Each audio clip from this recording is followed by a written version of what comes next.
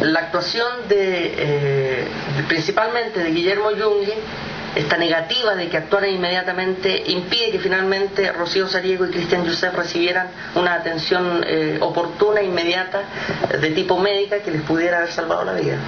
Si hubiesen recibido esa atención, no me cabe ninguna duda que se habrían salvado. Lo dicen expertos, digamos, no lo digo yo. ¿Y en qué medida tú dices quizás la actitud poco rápida, por decirlo de una manera como bien neutra, poco rápida de Cristian Youssef, de Guillermo Yungue, en las afueras de la embajada? ¿En qué se puede erradicar eso? ¿Cuáles son los hechos que demuestran que él actuó poco rápido o de manera poco eficiente? Me acabas de hacer una pregunta muy buena, porque en definitiva eso nunca se investigó. Ni en Costa Rica, ni en Chile. Acá en Chile lo único que se hizo fue un sumario administrativo interno que concluyó que no hubo responsabilidad administrativa en la tragedia o en las muertes de ninguno de los funcionarios de la embajada, y en los cuales está incluido Guillermo Yungue. Esa fue la única conclusión que hubo del sumario, pero la Cancillería nunca lo transparentó, nunca lo dio a conocer. ¿Y por qué? Es decir, quien nada hace, nada teme. ¿Y por qué entonces no lo dan a conocer? Debiera ser información pública, ya han transcurrido 2 años. Pero ahí vamos averiguando y vamos dándonos cuenta que sí hay elementos que culpan o responsabilizan en el manejo de crisis a Guillermo Yungue, y son muy claras, digamos. Para llegar a estas cosas claras, es la misma prensa durante estos 2 años que aportó información. Más allá de la investigación que yo pude hacer en Costa Rica y continuando la investigación acá en Chile, la prensa aporta mucha información. Ahí hay un trabajo de recopilar, de leer y comparar, cotejar. Y te lo quiero graficar con un artículo que publica el Mercurio, del periodista Galvez, en unas declaraciones que emite la fiscal Andrea Murillo. Ella fue la titular que se tuvo a cargo de la investigación en Costa Rica. Y la fiscal Murillo dice que durante el manejo de crisis hubo formalmente 3 solicitudes de ingreso de la policía. Cuando la policía solicita ingresar a la embajada, significa que se están dando las condiciones para hacerlo. Sin embargo, ahí el comité de crisis, posteriormente sabemos por las declaraciones de la fiscal Murillo, es Yungue quien se niega constantemente a que la policía ingrese. ¿Por qué? Eso habría que preguntárselo a él, o preguntárselo a la Cancillería, si es que ellos lo tienen en el informe. La verdad es que no lo sé. Pero hubo 3 intentos de ingreso. A las 4:50 y tanto, tendría que revisarlo, no me acuerdo el dato específico, que todavía estaba Youssef y Sariego con vida. Las otras, formalmente, aparece a las 8 y algo, y el otro a las 21 y algo.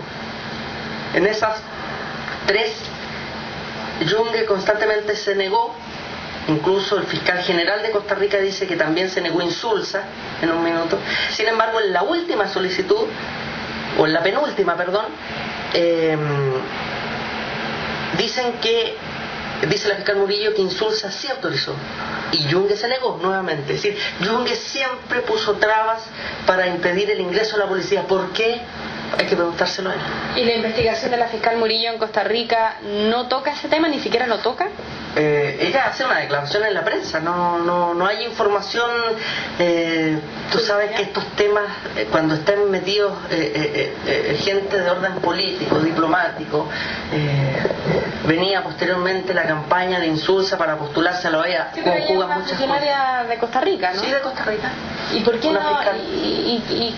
no toca el tema judicialmente, no investiga? ¿Por qué Yungue se opone? Te aseguro que no lo investigaron. ¿Por qué Yungue se negó? Eso te doy fe de que nunca se investigó. Se sabría. Le han ocultado información a los familiares. Ellos han solicitado información y no se la han entregado. Me imagino que esa información debiera estar contenida en estas solicitudes, digamos. No hay nada. Ahora, y si la tienen muy oculta, muy ahí, y no la van a dar a conocer. Es decir, ojalá la den a conocer.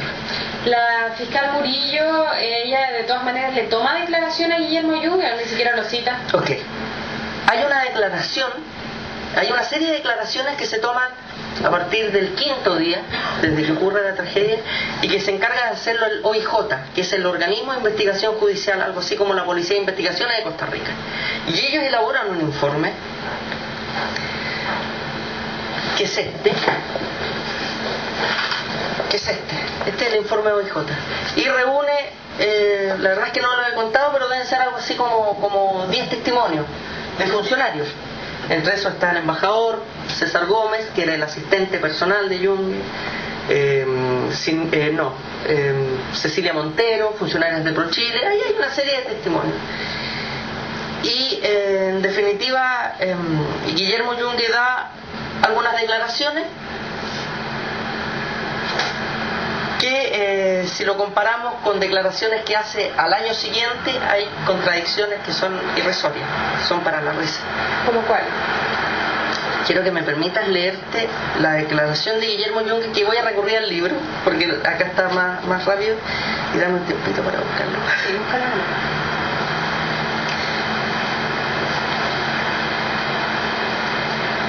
¿Para un poquito? Sí. Toma eso. Voy a bajar el libro.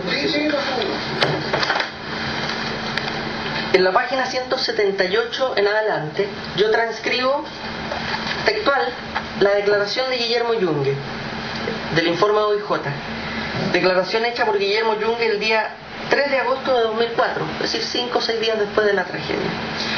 Y él, en una parte, declara, textual: no tengo conocimiento que don Roberto Nieto le dijera al señor Jiménez que trajera a su hija para una entrevista laboral.